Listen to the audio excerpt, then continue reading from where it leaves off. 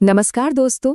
आज की इस एक्सप्लेनर में हम एक बहुत ही दिलचस्प और ज़रूरी विषय पर बात करने वाले हैं। डायन वॉरोल की एक बेहद शानदार किताब है अकाउंटेबिलिटी लीडरशिप।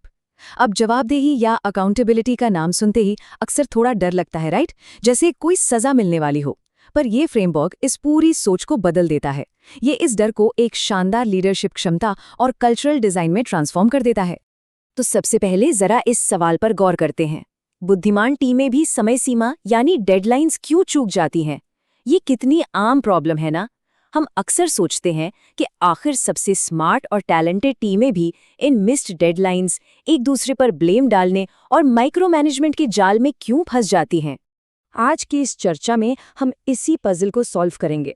हमारा एजेंडा बहुत ही क्लियर है। हम शुरू करेंगे जवाबदेही की असली समस्या से, फिर देखेंगे कि लोग जिम्मेदारी से क्यों बचते हैं। उसके बाद जवाबदेही की सटीक भाषा को समझेंगे। फिर आएगा परिणाम और निरंतर फीड फॉरवर्ड, जवाबदेही की दैनिक प्रणालियां और आखिर में नेतृत्व की व्यक्तिगत आदतें। तो चलिए शुरू करते हैं। भाग 1, जवाबदेही की असली समस्या।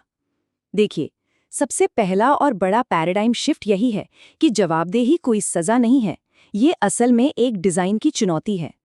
अकाउंटेबिलिटी के फेल होने की शुरुआत कभी भी किसी बुरे इरादे से नहीं होती। ये प्रैक्टिकली हमेशा एम्बिग्युइटी यानी अस्पष्टता से शुरू होती है। जब रोल्स की सीमाएं क्लियर न हो या फिर डन होने का मतलब सबके लिए अलग-अलग हो, तो गड़बड़ी होती ही है। जब लीडर्स सिर्फ उम्मीद और माइक्रो मैनेजमेंट पर टिके रहते हैं, तो इसका नतीजा छिपी हुई लागतों के रूप में निकलता है, जैसे काम को बार बार करना पड़ना या पूरी स्ट्रैटेजी का बीच में ही रुक जाना। इसे एक बहुत ही प्रैक्टिकल उदाहरण से समझते हैं। प्रोडक्ट टीमें अक्सर अपनी रिलीज डेट्स क्यों मिस करती हैं? इसलिए नहीं कि उनमें टैलेंट की कमी है, बल्कि इसलिए क्योंकि उनकी जिम्मेदारियां एक दूसरे से टकराती हैं और उनके पास एक अग्रीड एक्सेप्टेंस क्राइटेरिया नहीं होता। अगर क्लियर डिसीजन राइट्स ना हो, तो कितनी भी टैलेंटेड टीम क्यों ना हो, वो लड़खड़ा ही जाएगी। अब आते हैं भाग 2 पर। लोग जिम्मेदारी से आखिर क्यों बचते हैं? ये साइकोलॉजी समझना बहुत जरूरी है कि स्मार्ट प्रोफेशनल्स भी ओनरशिप लेने से क्यों कतराते हैं। अक्सर होता क्या है, लीडर्स जिम्मेदारी से बचने को आलस्य या कामचोरी समझ लेते हैं। पर इसमें एक बहुत बड़ा फर्क है। अक्षमता यानी इनकॉम्पिटेंस और अनिच्छा यानी अनविलिंगनेस के बीच। अगर किसी में अक्षमता है, तो उन्हें कोचिंग और सही संसाधनों की जरूरत है। पर अगर अनिच्छा है, तब वहां उचित परिणामों यानी कॉन्सिक्वेंसेस की जरूरत होती है। सही रिस्पॉन्स देने के लिए ये डायग्नोज करना बिल्कुल क्रूशियल है। तो ऐसे में एक लीडर का क्या कदम होना चाहिए? ये एक बहुत ही पावरफुल सवाल है। इस प्रतिबद्धता को पूरा करना आपके लिए क्या आसान या सुरक्षित बनाएगा? ये एक अचूक डायग्नोस्टिक सवाल है। जब ये पूछा जाता है, तो टीम के लिए इम्परफेक्शन नॉर्मल हो जाती है। डर और शर्म अपने आप दूर हो जाते हैं और लोग खुलकर अपनी बाधाएं बता पाते हैं। भाग 3, जवाबदेही की सटीक भाषा। अब हम देखेंगे कि अस्पष्ट निर्देशों को एक सटीक लैंग्वेज के जरिए मेजरेबल अग्रीमेंट्स में कैसे बदला जाए।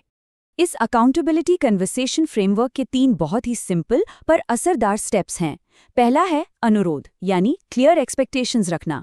दूसरा है बाधाओं पर बातचीत यानी जो भी रुकावटें आ सकती हैं उन्हें पहले ही नेगोशिएट कर लेना।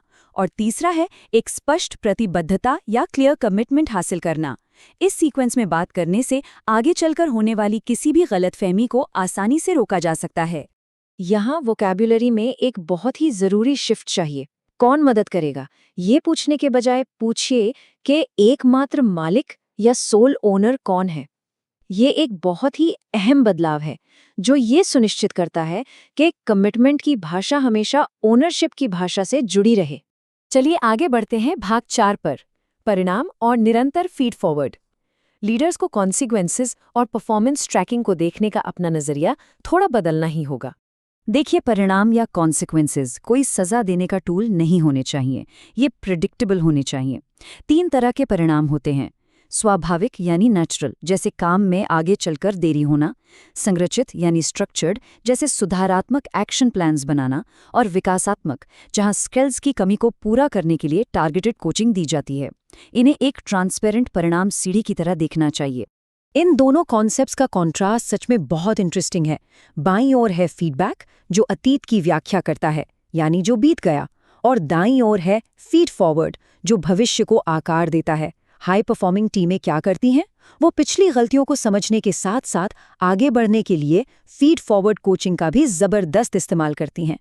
अब आते हैं भाग 5 पर, जवाबदेही की दैनिक प्रणालियां। यानी अब वक्त आ गया है इन कॉन्सेप्ट्स को पूरे ऑर्गेनाइजेशन के लेवल पर लागू करने का और इसे संस्थागत आदतों में बदलने का। एक सॉलिड अकाउंटेबिलिटी प्लान में कुछ स्पेसिफिक फील्ड्स होना जरूरी है। एक ब्रीफ और आउटकम फोकस्ड उद्देश्य, सक्सेस डिफाइन करने के लिए मापदंड, एक सिंगल अकाउंटेबल ओनर, दायरे और संसाधनों की क्लैरिटी जैसे टाइम और बजट, और माइलस्टोन्स ट्रैक करने के लिए टाइमलाइन और एस्केलेशन ट्रिगर्स। कमिटमेंट्स को ट्रैकेबल रिकॉर्ड्स में बदलने के लिए ये सटीक चेकलिस्ट एक असली गेम चेंजर साबित हो सकती है। और हाँ, ये सब रातों रात नहीं होता। इस बदलाव का एक प्रॉपर आर्क होता है। पहले सप्ताह में आप बार बार होने वाली विफलताओं को पहचानते हैं। अगले कुछ हफ्तों में पायलट प्रोजेक्ट्स चलाए जाते हैं। तीसरे महीने तक मीटिंग के अनुष्ठान और डैशबोर्ड बनने लगते हैं, और फिर अगले कुछ महीनों में इसे दूसरी टीमों तक बढ़ाया जाता है। सक्सेस हमेशा ऐसे ही छोटे मेजरेबल लर्निंग साइकिल्स में मिलती है। अंत में हम आते हैं भाग 6 पर, नेतृत्व की व्यक्तिगत आदतें। ये सब कुछ एक लीडर की पर्सनल ह्यूमिलिटी और उसके खुद के सेट किए गए एग्जाम्पल्स पर वापस आता है। सिस्टम्स नो डाउट आपका कॉग्निटिव लोड कम कर देते हैं, पर एक लीडर का इमोशनल बिहेवियर ही पूरे कल्चर में अकाउंटेबिलिटी को नॉर्मल बनाता है। इसके लिए लीडर्स को अपनी खुद की कमिटमेंट्स पब्लिकली लिखनी चाहिए, मिस्ड चेक पॉइंट्स पर डायरेक्ट फीडबैक मांगना चाहिए, कॉन्फ्लिक्ट्स के दौरान ट्रांसपेरेंट रिपेयर लैंग्वेज का इस्तेमाल करना चाहिए, और सबसे इंपॉर्टेंट बात, समस्या को इंसान से अलग रखना चाहिए। तो अगर आज के इस एक्सप्लेनर की कोर फिलॉसफी को समेटा जाए तो वो ये है, जवाबदेही सजा नहीं है, ये एक डिज़ाइन चुनौती है। सच में एक महान लीडर हमेशा ऐसा एनवायरनमेंट डिजाइन करता है जहां रिलायबल और बेहतरीन रिजल्ट्स मिलना बस एक नेचुरल सी बात हो जाती है। तो इस चर्चा के अंत में एक बहुत ही प्रोवोकेटिव सवाल छोड़ के जा रहे हैं। कल आप कौन सी एक जवाबदेही प्रणाली बदलेंगे? आज जो टूल्स हमने डिस्कस किए हैं उनमें से किसी एक को इमीडिएटली इंप्लीमेंट करने की चुनौती लेकर देखिए। सीखते रहिए और अपनी लीडरशिप को और बेहतर बनाते रहिए।